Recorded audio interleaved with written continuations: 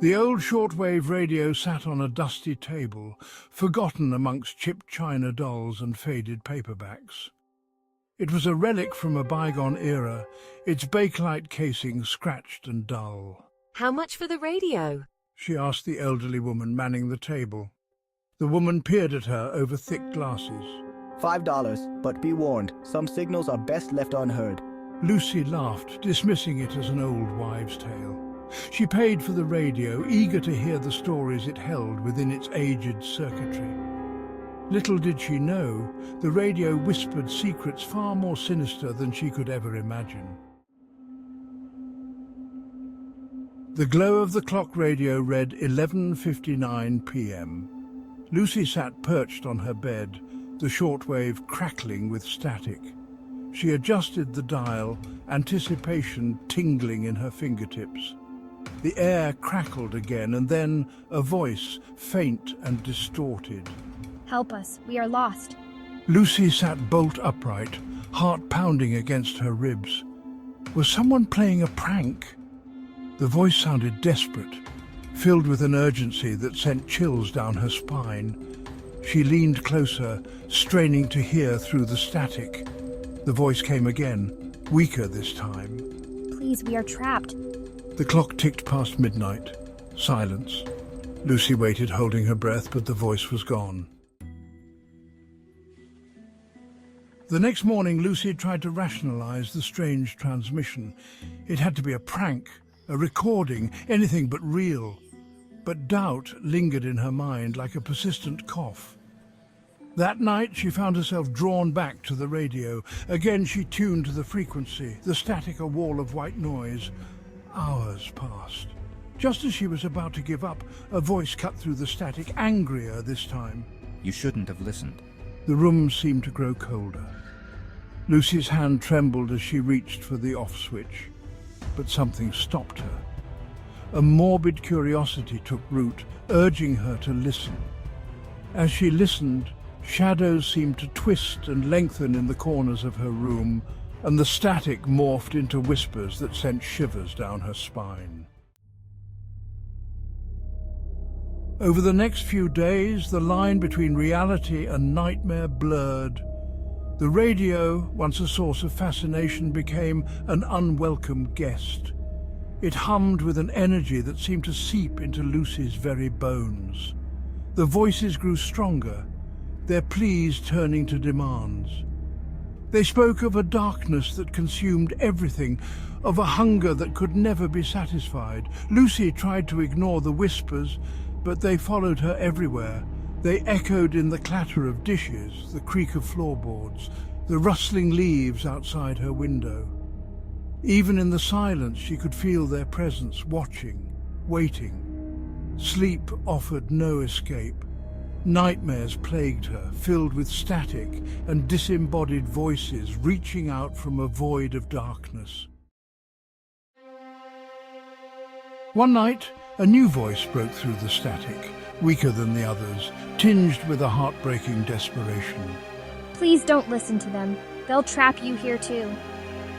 The other voices erupted in a cacophony of anger, their words distorted and unintelligible. Lucy felt a surge of empathy for the lone voice, a feeling that transcended the fear that had taken root in her heart. She had to do something. Maybe she could find someone who understood, someone who could help her make sense of the chaos that had become her life. But who would believe her? Who would understand the chilling reality she found herself trapped in? Lucy tried to tell her friends about the voices, about the fear that clung to her like a shroud. But the words sounded hollow, even to her own ears. They dismissed it as stress, as an overactive imagination. Their disbelief only served to isolate Lucy further. It's like they don't understand. I'm not just imagining things. This is real. She retreated into herself, seeking solace in the company of the radio, the very source of her torment. It was a dangerous addiction, one that she couldn't seem to break. The voices, sensing her vulnerability, grew bolder. They whispered threats, promising her a fate worse than death if she dared to defy them. The darkness that had been a whisper at the edge of her awareness now loomed large, threatening to consume her entirely. The line between sanity and madness blurred. Lucy stopped leaving the house, her world shrinking to the four walls of her room, the air thick with static and dread. One night, as she sat hunched over the radio, a cold hand closed around her wrist. She gasped, whirling around to find nothing but empty air. But the feeling lingered. A phantom touch that sent a jolt of terror through her. The voices laughed, a chorus of cruel amusement. "You can't escape us," they hissed. "You're ours now." Panic welled up inside her, choking her, stealing her breath. She was trapped, caught in a web of static and whispers with no way out. The radio hummed with an unnatural energy, and for the first time, Lucy understood the true extent of her predicament. She hadn't found the radio, it had found her. Days turned into nights, marked only by the relentless ticking of the clock and the ever-present static from the radio. Lucy's world shrunk to the confines of her room. Her only companions, the disembodied voices that haunted her every waking moment. The voices promised her power, knowledge, escape from the mundane existence that had been her life. All she had to do was surrender, to let them in, to become one with the signal. Exhaustion gnawed at her, blurring her thoughts, making it difficult to differentiate between reality and the nightmarish whispers that filled her head. Resistance seemed futile. Surrender, the voices whispered, was the only escape. The last thing Lucy remembered was the overwhelming urge to sleep. It washed over her like a tidal wave, pulling her under, dragging her down into a dark and silent abyss. When the morning light finally pierced through the cracks in the curtains, Lucy was gone. Her room was empty, the air thick with an unnatural stillness. The only sound was the persistent hum of the radio, its dial glowing ominously in the semi-darkness. Her friends and family searched, their calls unanswered, their hearts heavy with a dread they couldn't name.